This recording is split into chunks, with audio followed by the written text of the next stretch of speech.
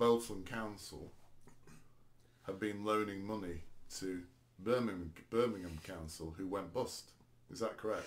It's correct. This is all in the public sphere, so these aren't conspiracy theories. I didn't know this went on. We can't blame Andy for this, can we? No. All right. No, we can't. We'll give him a short rest. Yeah, it turns out this... I put this in because this was an example of incompetence, of people using taxpayers' money for the wrong reasons. So Bolton Council have borrowed Birmingham Council 10 million and now Birmingham's bankrupt, so never going to get that back.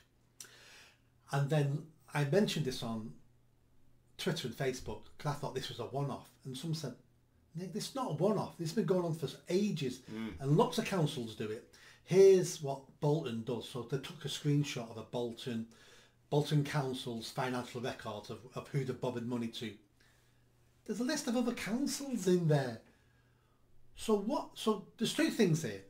So Bolton has either got far too much money and does it, and no problems in Bolton, by the way. Otherwise, nothing to spend the they'll money be spending that money on fixing Bolton's problems. But it's a lovely place, Bolton, so they've got no problems. So we're going to help out other areas. So that's one scenario. The other scenario is, which all councils need, is a backup fund. So they all want reserves in case things happen, and that's a sensible thing to have, is reserves. You know, most councils have between 50 and 100 million in reserves, which people go, spend it. Well, no, because what happens down the line, you want some cushion there. I get that.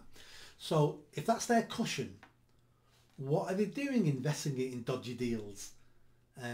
Many councils, I think Bolton was one of them, 10 years ago, invested their savings in Icelandic banks. Yes. And then what happened? The Icelandic bank all went bust, and they lost hundreds of millions. So councils should not be taking risks with their reserves. They should be in a bank, and that bank might only pay 2 or 3% interest, but it's guaranteed, it's safe. That's where our money in councils need to be put. Doesn't earn a lot, but they're completely safe. Not giving them to councils that are going bankrupt. But this is how our politicians treat our money. They treat it as if it's a game. They treat it as if it's monopoly. Because what happens when they go bankrupt, what's happening to Birmingham now? Government's bailing them out, and they're having to increase council tax by 20%. So who pays for it? We all pay for these mistakes. We never go back to the chief exec of the council or the whoever's in charge of finance at the council and go, you did these things. These things weren't criminal, but we're holding you. We're going to sack you, or we're going to name and shame you because you made the wrong decisions. We never do that. We're going to jail you if they broke the law. But they never break. Like, all these things are legal.